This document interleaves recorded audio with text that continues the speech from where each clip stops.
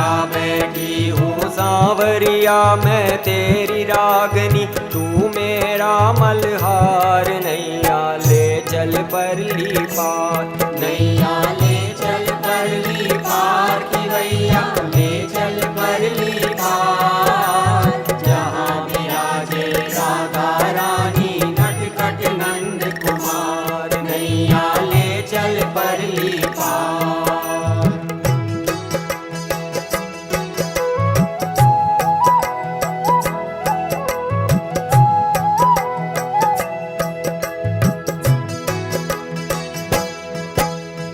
जग की कुछ परवाह नहीं है, तेरे बिन कोई चाह नहीं है। जग की कुछ परवाह नहीं है, तेरे बिन कोई चाह नहीं है। कोई सूझती राह नहीं है, प्रीतम बिन कोई चाह नहीं है। कोई सूझती राह नहीं है, प्रीतम बिन कोई चाह नहीं है। मेरे प्रीतम मेरे माझी कर दो बेड़ा पार, नैया ले चल परली पार, नैया ले चल परली पार की भैया ले चल परली पार। जहाँ विराजे राधा रानी नटखट नंद कुमार, नैया ले चल परली पार।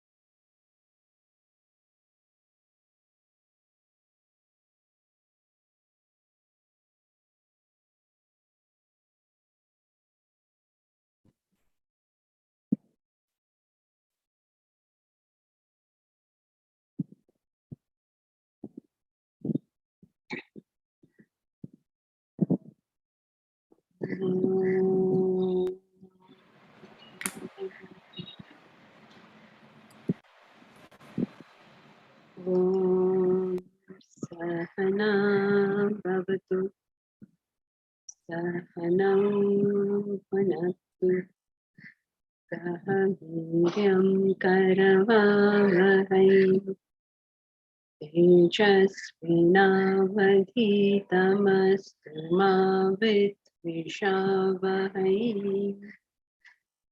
ॐ शान्ति शान्ति शान्तिः।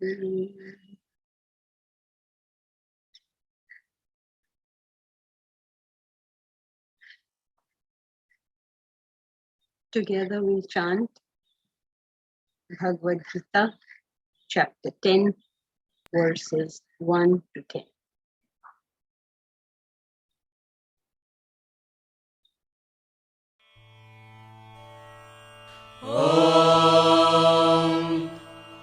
अथ दशमोऽध्यायः। श्रीभगवानुवाच भूय एव महाबाहो शृणु मे परमं वचः। यत्तेऽहं प्रीयमाणाय वक्ष्यामि हितकाम्यया। न मे विदुः सुरगणाः प्रभवं न महर्षयः। अहमादिर्हि देवानां महर्षीणां च सर्वशः। यो मामजमनादिं च वेत्ति लोकमहेश्वरम्। असम्मूढः समर्थ्येषु सर्वपापैः प्रमुच्यते। बुद्धिर्ज्ञानमसम्मोहः क्षमा सत्यं दमः शमः। सुखं दुःखं भवो भावः भयं चाभयमेव च। अहिंसा समता तुष्टिः तपोदानं यशो यशः। भवन्ति भावा भूतानि मत्त एव पृथग्विधाः महर्षयः सप्त पूर्वे चत्वारो मनवस्तथा मद्भावा मानसा जाताः येषां लोक इमाः प्रजाः एतां विभूतिं योगं च मम यो वेत्ति तत्त्वतः सोऽविकम्पेन योगेन युज्यते नात्र संशयः अहं सर्वस्य प्रभवः मत्तः सर्वं प्रवर्तते इति मत्वा भजन्ते मां बुधा भावसमन्विताः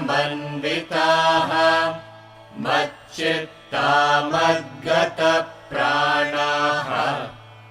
बोधयन्तः परस्परम् कथयन्तश्च मां नित्यम् तुष्यन्ति च रमन्ति च तेषां सततयुक्तानां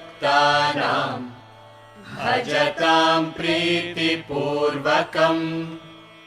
ददामि बुद्धियोगं तं येन मामुपयान्ति ते।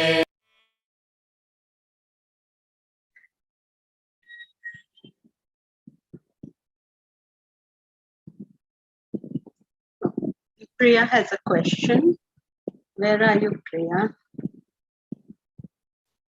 I'm right here. How do I befriend the ego? When I am hurt, I see the ego getting big. If it's trying to protect me, it's counterproductive. Priya, we already did this yesterday, so Yes, but it was not recorded. It was towards the last thing, and you told me a few things which I wrote down, but it just went so fast. I could not get everything. So my question, I have changed my question because I asked you how to make your ego your slave and not your master. And I changed that because I'm too rebellious for that, for that idea. So how do I befriend my ego? firstly, stop thinking of it as an ego. You're not dealing with an ego. That was the first point. So if you're changing the question, you should have changed it according to what was said. You're not dealing, why are you thinking you're dealing with the ego? Ego is the entire personality. It is that in you which says something is me. So we are not dealing with that. We are dealing with the mind. What gets hurt is the mind. So first registration that is required is the mind gets hurt. The ego is incapable of getting hurt, technically speaking. So because I guess there must be many new people today, at least I see a few new names. Okay, so let's start with what are all these things. What is a mind? Mind in Vedanta, manas, man in Sanskrit or Marathi or any other, or the other vernacular languages, means our emotions, our likes and dislikes, our whims and fancies, whatever I feel like doing or not feel like doing, all that is the mind, manas. Intellect, buddhi, is our capacity for reason and discrimination. Buddhi means discrimination, our capacity to tell two things apart. So mind is our emotions, intellect is our discrimination. So what is ego? Ego is that thought in us which tells us these emotions are mine or this discrimination is mine. The mindness in us is the ego, right? So when you say the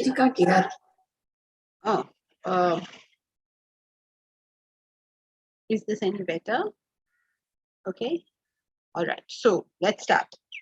The mind refers to our emotions, feelings, likes and dislikes, whims and fancies. Intellect refers to discrimination, reason, judgment, and act. So our emotions are our mind, and reasoning is the intellect. So what gets hurt is always the mind, because emotions hurt. Your feelings are hurt. This is the mind. Now, what is the ego? Ego is that in us which tells us this is mine. So that thought which tells us this hurt is mine, this emotion is mine, this discrimination is mine, this reason is mine, that which tells us something is mine is the ego. So what in us gets hurt is always the mind or our emotions, our feelings. This is what gets hurt.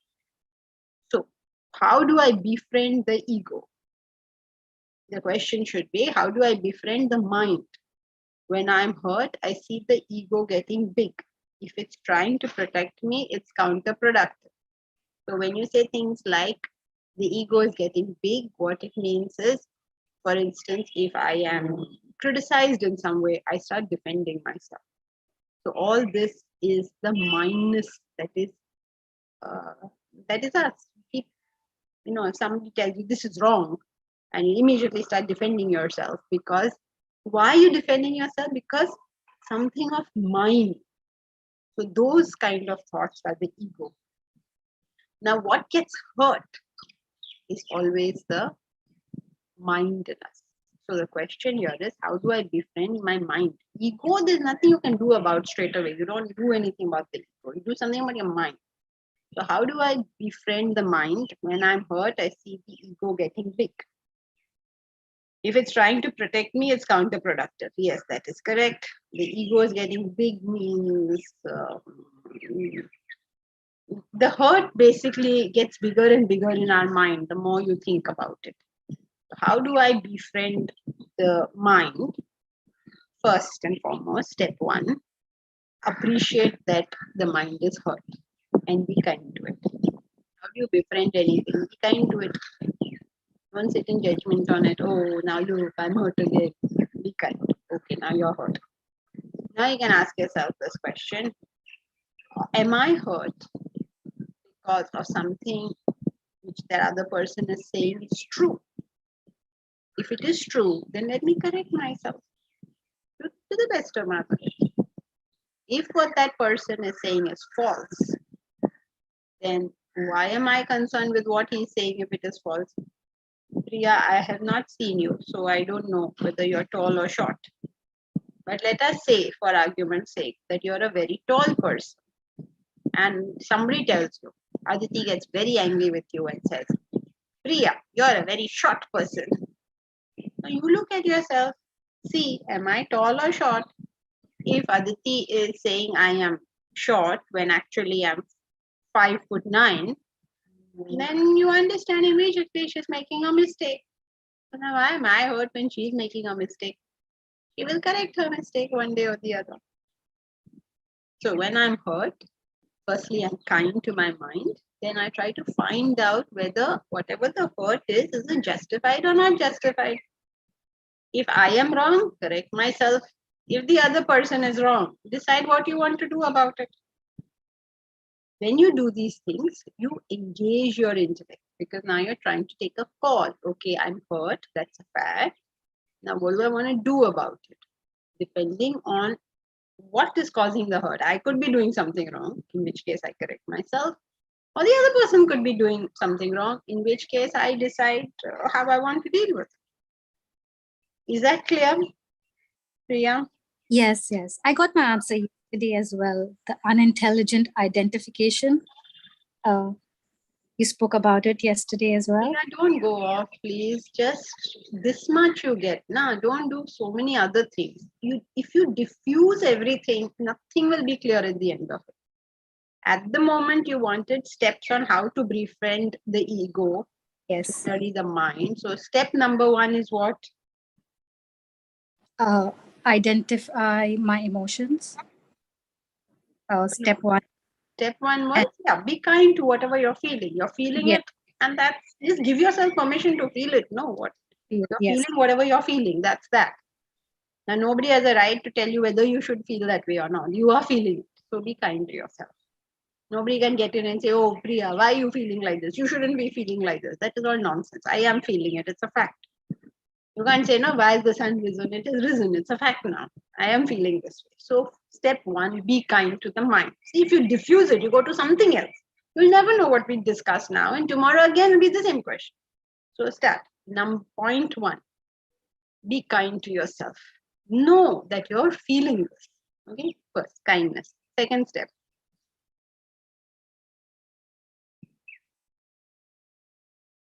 If your hurt is justified or not. so if you are wrong, correct yourself. If the other person is wrong, you need to decide what action you want to take. Sometimes you can ignore it. Sometimes you have to deal with it. If somebody is entering your house and stealing your things, you have to deal with it, right? Hurt or otherwise, you have to still deal with that person. Clear? Yes. Okay. Ego is sneaky. When it identifies with the BMI, it has the power to change your goals. Ego is sneaky. When it identifies with the BMI, it has the power to change your goals. So there's no question here, Priya. Yes, it's how do I direct it to stay focused on the goal? Okay, so what doesn't stay focused on the goal is our mind, because our mind gets involved in emotions and likes and dislikes and things like that. So how you stay focused on the goal is by engaging the intellect, reminding yourself what is it you're eventually trying to do, whether it is worth your time and effort to be doing something else. So you engage your intellect, you start reasoning about it, you start thinking whether it's sensible or not, and whether whatever hurt somebody has done or whatever has happened, is it worth changing your life course for it? So this is how you engage your intellect. If you don't engage your intellect, then the mind will continue in its own stream, and that's when you will forget what your goal was and you'll head off somewhere else. And a good example of that would probably be, are you fond of literature, Priya? Well, you can call me an illiterate. Oh, okay. I'm learning now. No, in the sense that, do you know the story of Great Expectations? Youre. No. Okay, so Great Expectations has this, what should I say, has this, let's say, event on which actually the whole book is based, in which there is this girl, Miss Havisham, and she is in love with a boy. And they decide to get married. And she's a very rich person. She lives in this beautiful mansion. And then it is her marriage day. And the whole thing is all decorated, the marriage cake, the decorations, you know, she is so enamored by this man that she is married and marrying, that they put out a massive feast, they call everybody, they put on, I mean, it's just all the enthusiasm of marrying the man she loves. And it's all very, very beautifully set up and all that. And then as she's waiting there almost at the altar, it's time. She was supposed to come at 10 o'clock and the groom was supposed to come, but then he doesn't. He just doesn't. So the guests and she wait and wait and wait. She's the bride and the boy simply hasn't landed up. So you can imagine the kind of hurt she goes through, the disappointment, the hurt that he has let her down, the insult of it all in front of almost the whole town, because they were a rich family, they'd invited everybody. And all of that. So can you imagine the deep hurt, disappointment, being insulted, can you imagine the emotions this girl must have gone through, no? Like she can't show her face almost to anyone. A horrible thing. What happened to her was a horrible thing. No doubt about that. However, the consequence of this day in her life is that she decided to take revenge on all men. One man didn't show up. One man insulted her. And we don't know why. Why he didn't show up, we don't know. And neither is she. She also doesn't know what happened. And in that anger, that fury, she takes a vow that she will just wreck every man's life. She wants to wreak revenge on all men, not just the man who ditched her, but all of them. Now you can see what happens here. Okay, the whole book then becomes that she adopts a girl, she trains her to hate men. She keeps that wedding decoration just the way it is. So over the years, it gets cobwebs, it's got everything, but that room and banquet hall kept the way it is.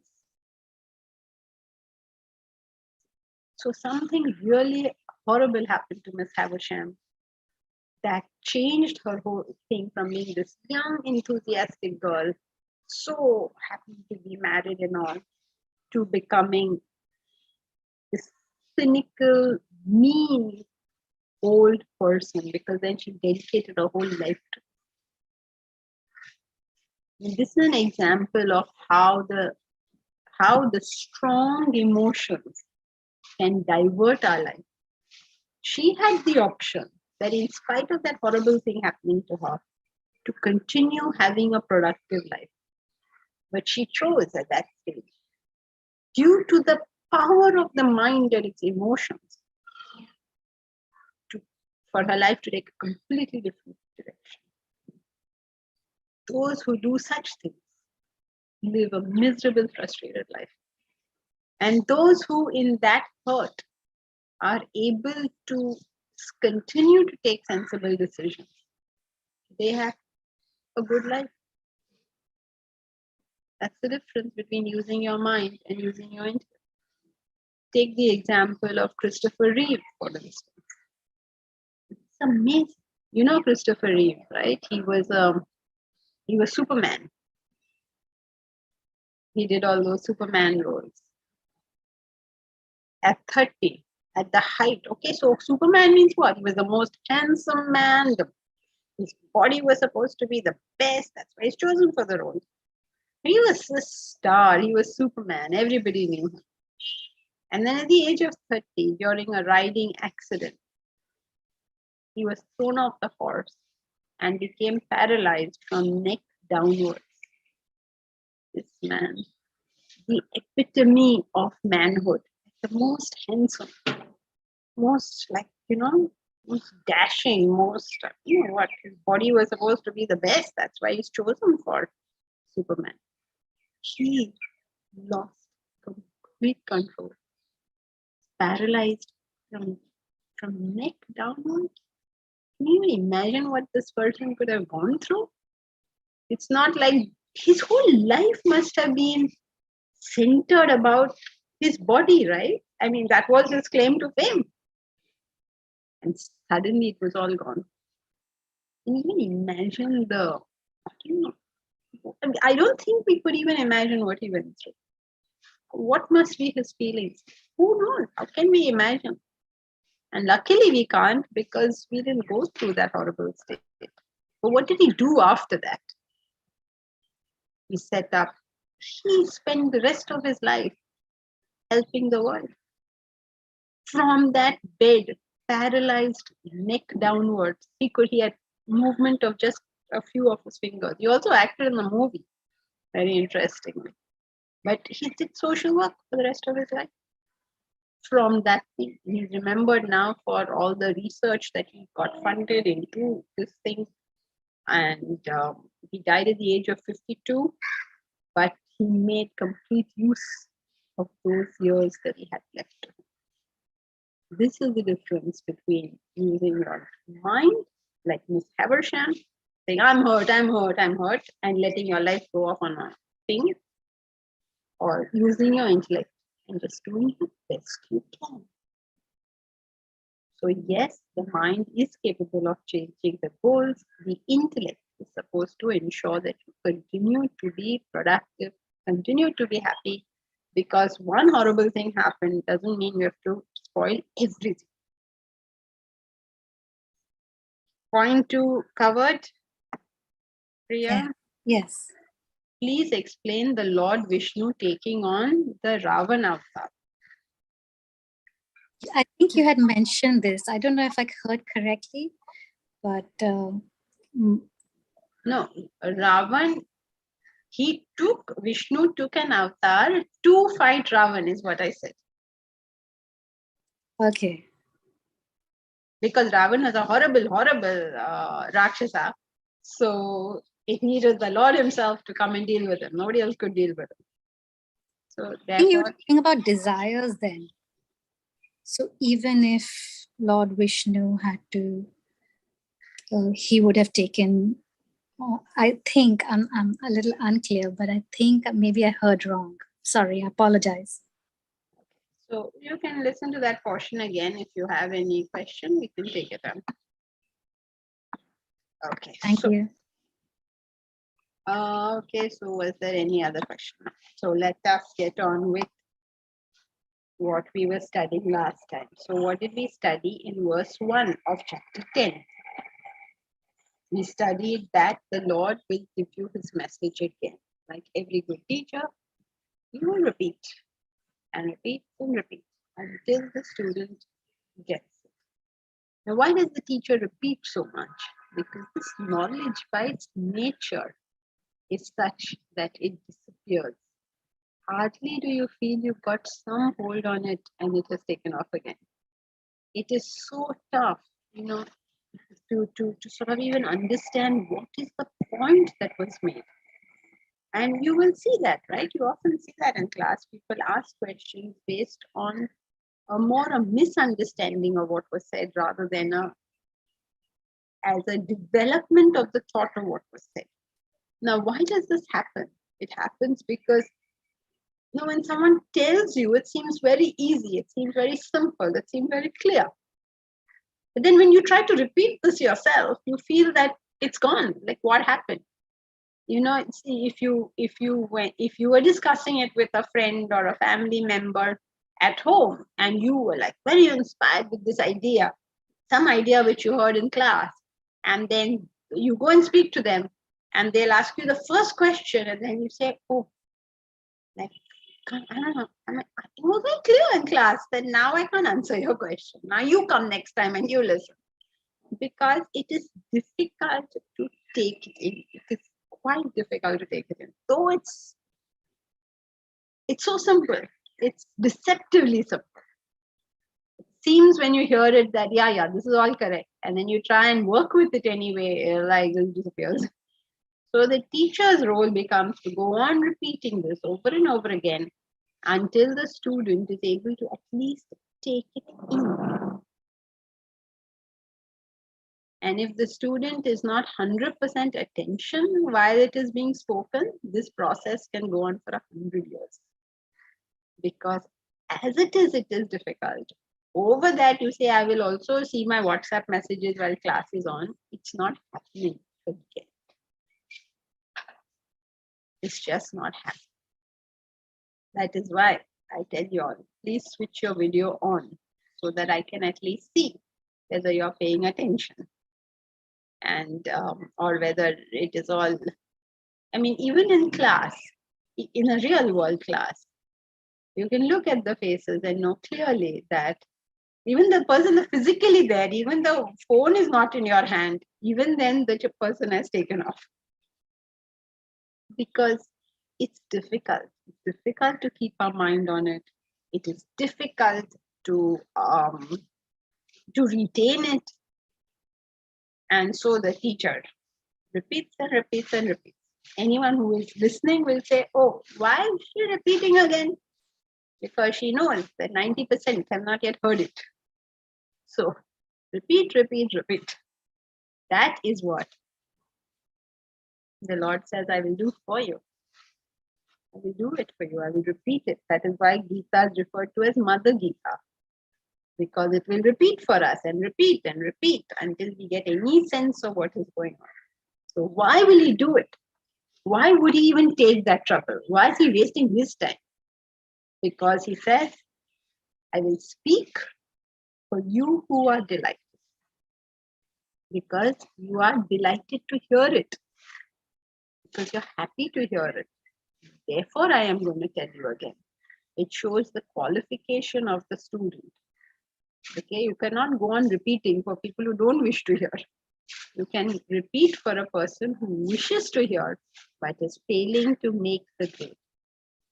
But he should be delighted to hear. Only then. It's not like that gives us liberty if you catch hold of your husband or wife from now on and go on repeating this to them. No. Are they delighted to hear?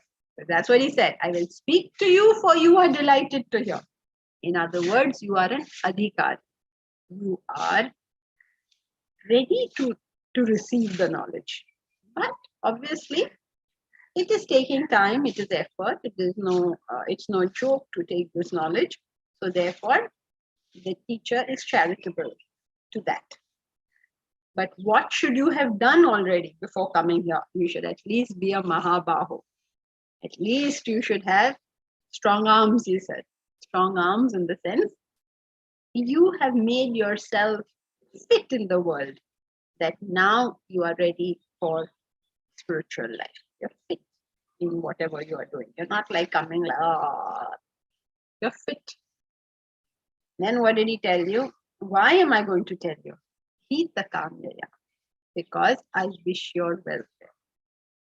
So you can say that I wish your welfare out of compassion. These are all borrowed terms, because a person of realization, a person who understands God, a person who has become the self, not become the self, who knows he's the self, who knows he's God, why would he do anything for us? He's already in the state of infinite bliss. But he won't do anything because he's in the state of infinite bliss. Why should he do anything? So will he do anything selfish? No, of course. Of course not. Why do we do selfish things? We do selfish things because we are not happy. We believe that by becoming, like grabbing something for myself, I will become happy. But he's already happy, so he doesn't need to do anything selfish. Would he do it for us? Why do we even do for others? Is it not the same pursuit of happiness? So he's not even doing it for others. What's he doing it for? There is no real answer to that question.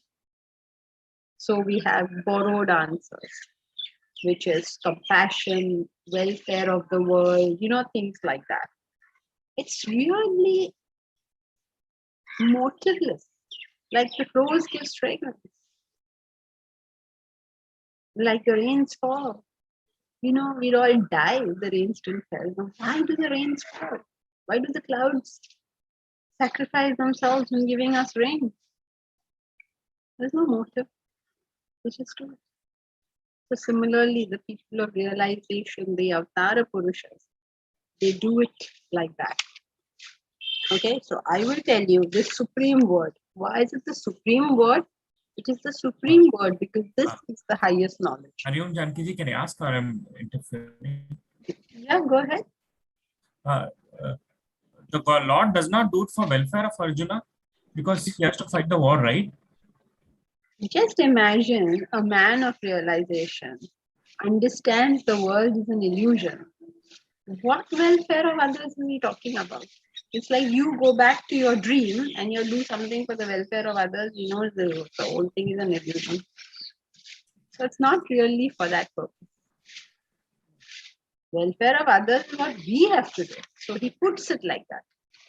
When we function. We should be functioning for the welfare of others. So he puts it like that. Because there's no point in telling us to be motiveless, because there's no way we are going to be motiveless. We don't know how to do this.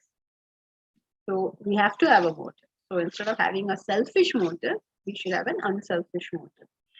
And that unselfish motive must be for the whole world. Vasudeva Kutumbakam. The world is my family. I'm not drawing a boundary anywhere. So as unselfish as I could possibly be is the way I have to function. So he puts it like that. But as far as he's concerned, there's no motive. What motive is he going to have when he understands the whole thing is Maya? In Maya, what motive? What is the point? You understand that the rope is only a snake. Now, what are you going to do about? The snake is only a rope. What are you going to do with that snake? What action are you going to take?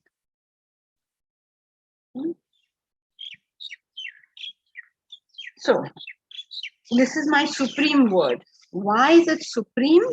Because the highest knowledge. What is the highest knowledge? You can take it as the knowledge of the ultimate truth, or at least you can take it as the knowledge of life and living. Because if we have everything in the world, but we do not have the knowledge of life and living, then what are you going to do?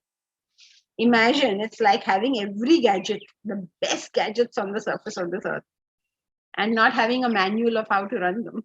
What are you going to do with them? So the highest knowledge would therefore be an understanding of how life is to be lived. If you don't have that, and we may have anything else in the world, what are you going to do with it? That's why you find people who have everything can be miserable. You have people who have been given a golden spoon at birth and still manage to mess up their life. You have people who have achieved so much and still manage to mess up everything because of some fundamental ignorance is there. And if we don't work on that fundamental ignorance, then well, we get to keep it. That's simple. Remove it or keep it. Choice is yours. But anyway, he is telling us this is the supreme knowledge. In the absolute sense, of course, it means the knowledge of the self. Then verse 2 told us that nobody knows this supreme knowledge. Neither the gods nor the demons know this. Nobody knows it. Why? Because I'm the source of all this. So what does this mean? That means we cannot know that self, that ultimate truth, with the use of our body, mind, and intellect. Means we cannot perceive the self with our eyes. We cannot see the self with our eyes, feel it with our skin, taste it with our tongue, hear it with our ears, or smell it with our nose. You can't do this. If you say, oh, I got darshan of the Lord, I saw the Lord. He says, no, you can't do it. Sorry, there's no way you're seeing the Lord. You just can't. Then what? Then you feel him as an emotion. Sometimes you the most wonderful bhajans, the greatest classical music, and you feel so close to that divine. You hear some of the great classical musicians singing some of the most beautiful lines. You feel so close, you're in a divine feeling. And he says, even that divine feeling is not the Lord. The Lord cannot be felt, is not an emotion for us to feel. And sometimes when you're studying, you feel, oh, I'm so close, I'm getting this idea, I'm understanding what it's saying. It'll be the best feeling you ever had. And is that God? No, that's not God. Because God cannot be understood with the intellect. Cannot. So your body, mind, and intellect cannot perceive or feel or conceive God. Why not? He tells us, because I am the source, I am the origin. How will you know what is the source and origin? Because source and origin came before you, no? How are you going to know it? In other words, the example in the scripture, nice example which they give commonly is tongues. With tongues, you can pick up everything.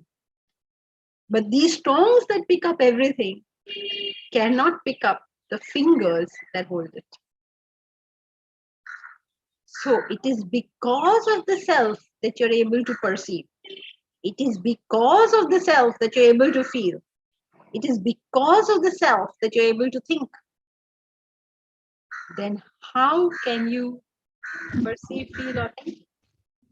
Just not possible. A modern day example you can take for the same thing is, because of a torch, you can see anything that you light the torch on. But with that torch, you can never see the batteries of that torch.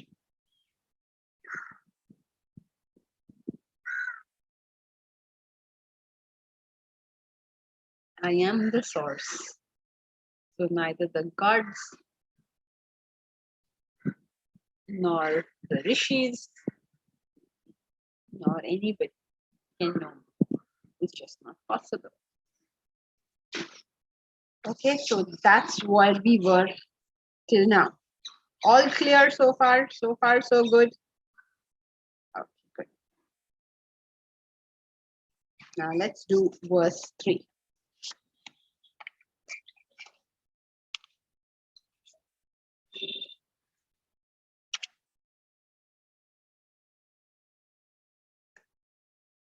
Yo mamajamanadim cha Eti lokamaheshwaram asamudha samarteshu sarvapapai pramuchyate yo mamajamanadim cha Eti lokamaheshwaram asamudha samarteshu sarvapapai pramuchyate.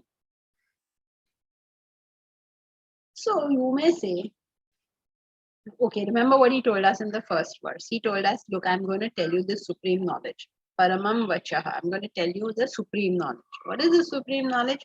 In the absolute sense, it is the knowledge of the absolute truth, of the self, of God, of reality, whatever you want to call it. I'm going to tell you this. Then he told us, look, though I'm going to tell you all this, remember please, neither the gods nor the Saptarishis, nobody knows this thing. Meaning what? You will not be able to know it with your body, mind, intellect. So many of you will think, so मैं क्यों मेरा time waste करूँ इसके पीछे? Anyway, I cannot know it. Neither the gods nor the rishis or the demons or anybody ever can know it. My body, mind, intellect can never know it. Now why are you making me waste my time? So because he knows what you're thinking, he is answering the question. He is saying that if you know this, what will happen? Sarva papai pramuchyate. You will be liberated of all sins. Whatever sin you may have done, you will be liberated. With what? The knowledge of the self. And this seems like ab ye pata nahi. So far it was all rational. I don't know about this. Don't worry, it continues to be rational.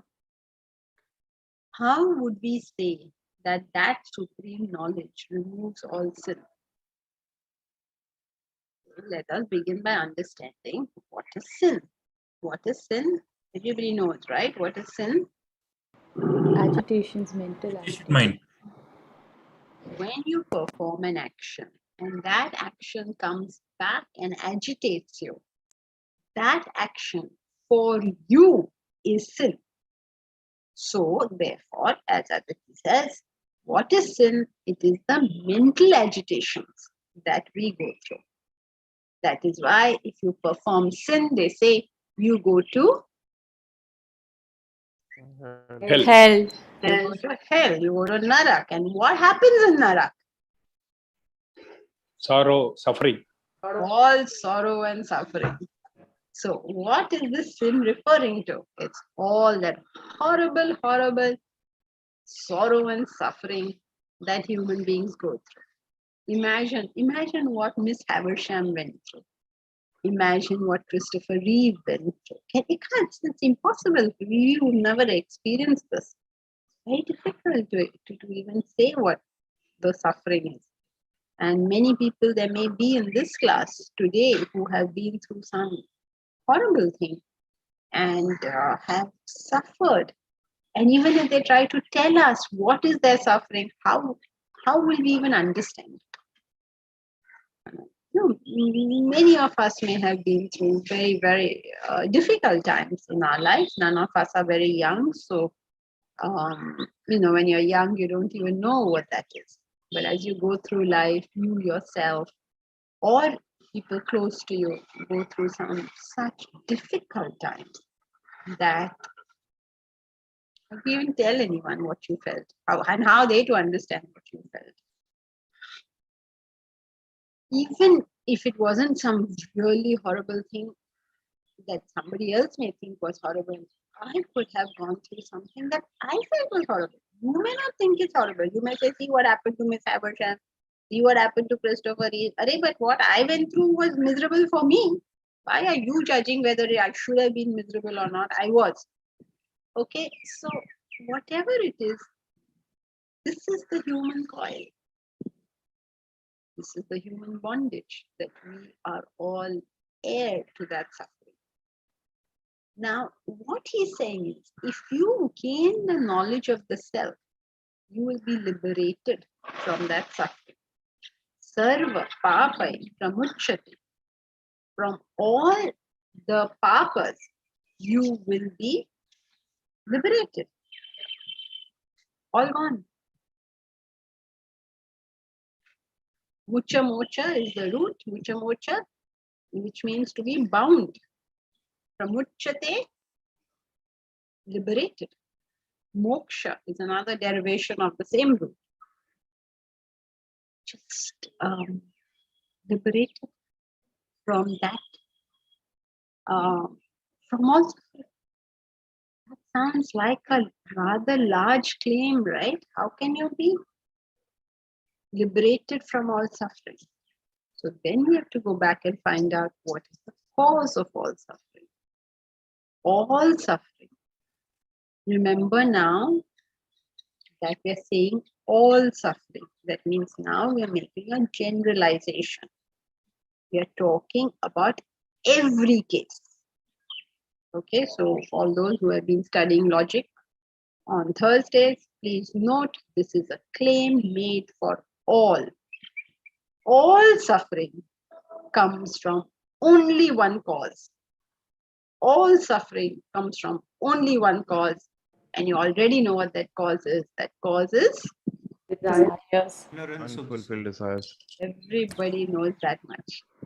All suffering comes from desires. Knowledge of self. No, all suffering comes from desires. There is no other reason for suffering. If there was no desire, there would be no suffering.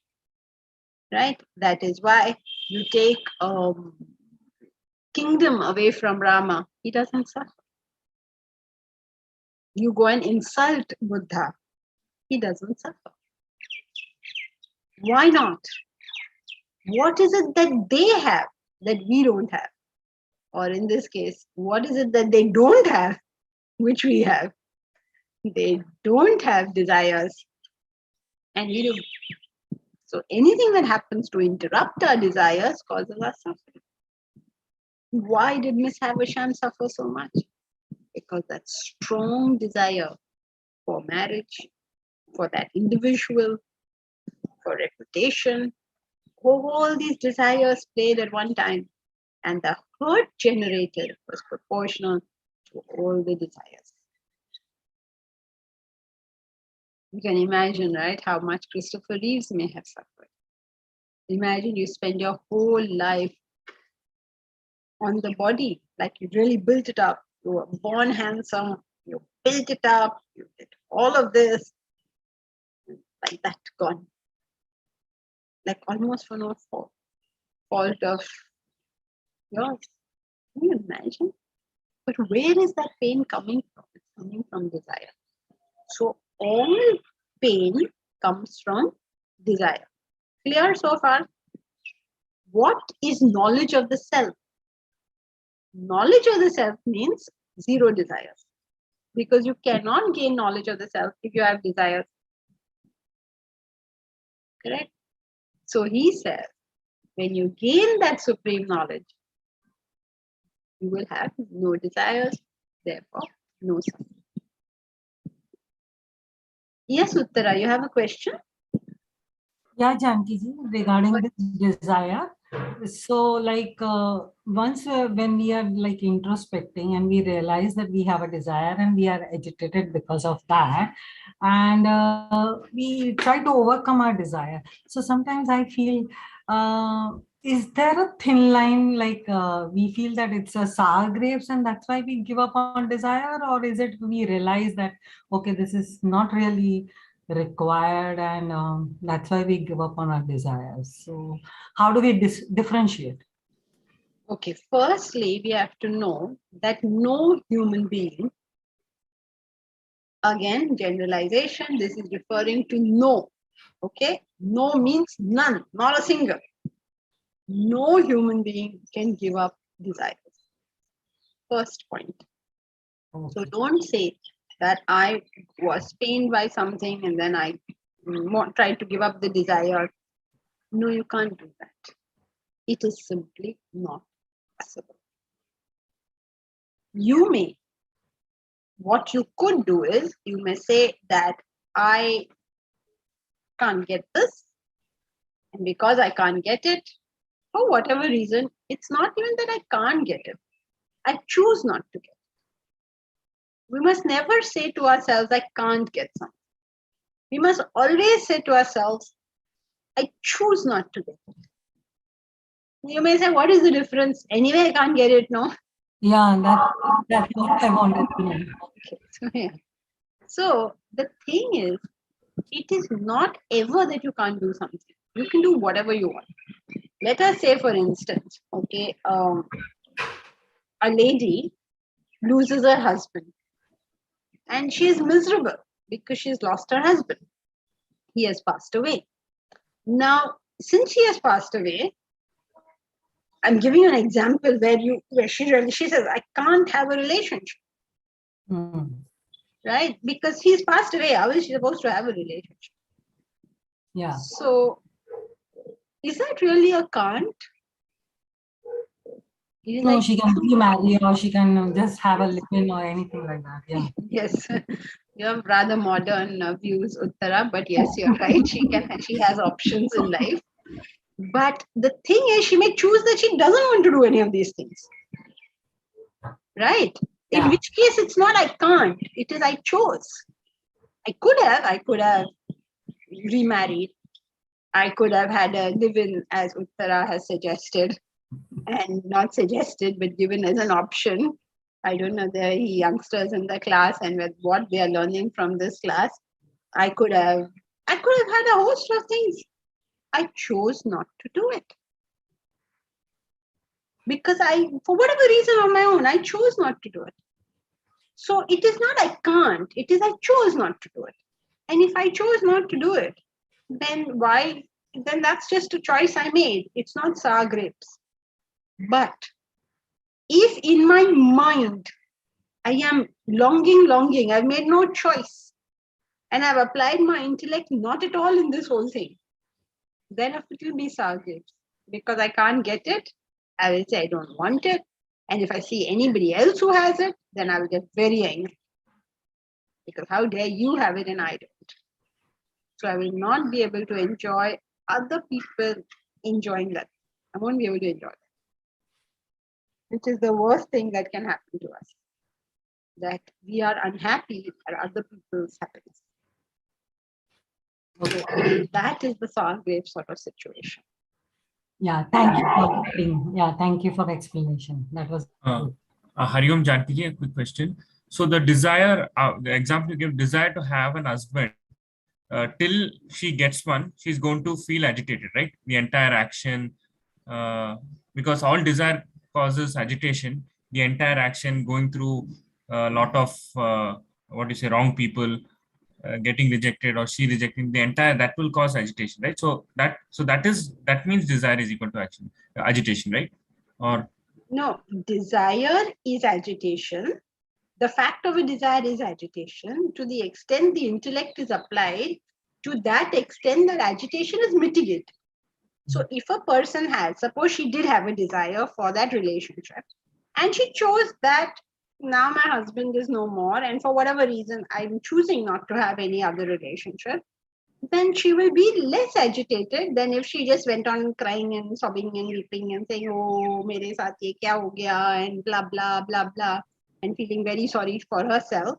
She will be a less agitated person. She will understand that some things in life are not available to me. but she wants to have a husband and it takes a long process, so that is also painful, right?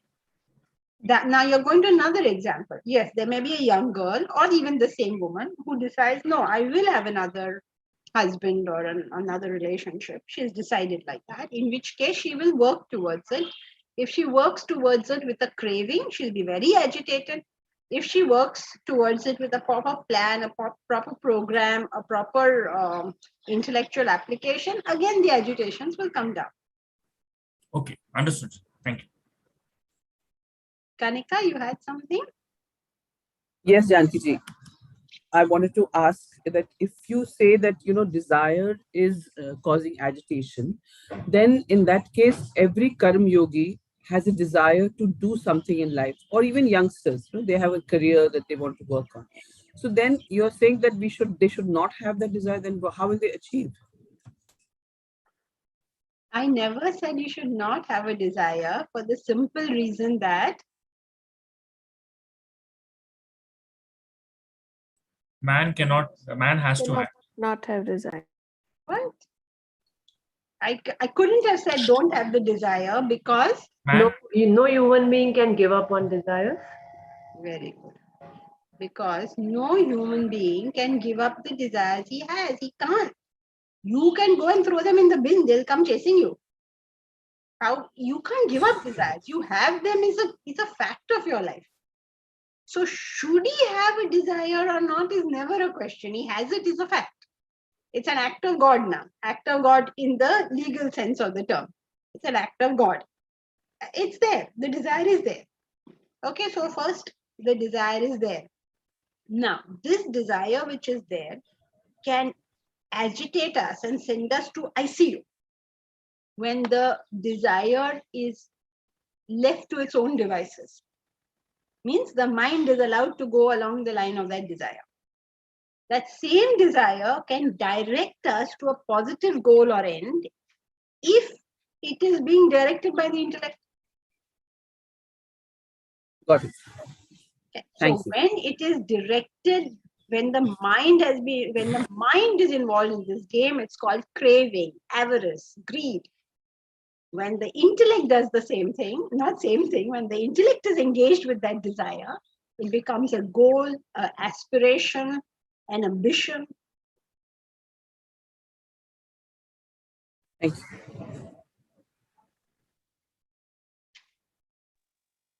Janki ji, Yeah. so is it that if you keep having a higher desire, so motivate your life that way, do you reach a point where you have no desire? Because it says that the knowledge of the self is when you have no desire. So is there a point where we reach that stage or not? Yes, of course. The whole purpose of life is reduction of desires. But you cannot, people say, okay, now I don't want this desire, I'm going to remove it. That you can't do. Okay, there's a process for a reduction of desires, but it is not like, okay, now I have this desire, I don't like it, I'm going to just pluck it and throw it out. You can't do that. When you take up something higher in life, the lower desires wane away. So removing desires is not a process of throwing them out, but of taking up higher desires. Higher desires are always fewer in quantity. Because as a desire subtilizes, or anything subtilizes in this world, quantity comes down. Quality and quantity are always inversely proportional. So the better the quality, the fewer. The lower the quality, the more. For instance, diamonds, better quality, are much fewer than, say, coal. Einsteins are fewer than. Rest of us. Okay, okay. I didn't know. Now I got stuck here. What name shall I give? All right. So Einsteins are fewer than the general mass of humanity, let us say.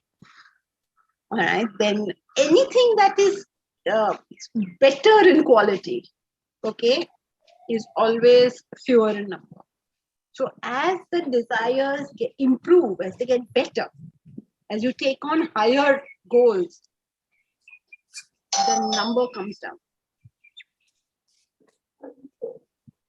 So that's the way you do it. You don't say, okay, now I wanted a desire, a relationship, and now I'm having so much trouble getting a partner. So now I don't want this desire. I'm going to throw it. No, all this doesn't work. Thank you. So now, what were we saying?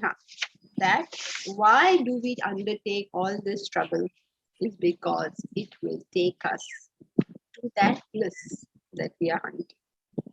Remember, he is not suggesting nor recommending that we take up this path. But what he is saying is, if you are looking for happiness, if you are looking for bliss, this is the only way to achieve it. You can try any other stunt, but you are not going to get it in any real way. Real way means in any lasting way. You'll get it, you'll feel happy for a bit, and then Gaya comes say for say.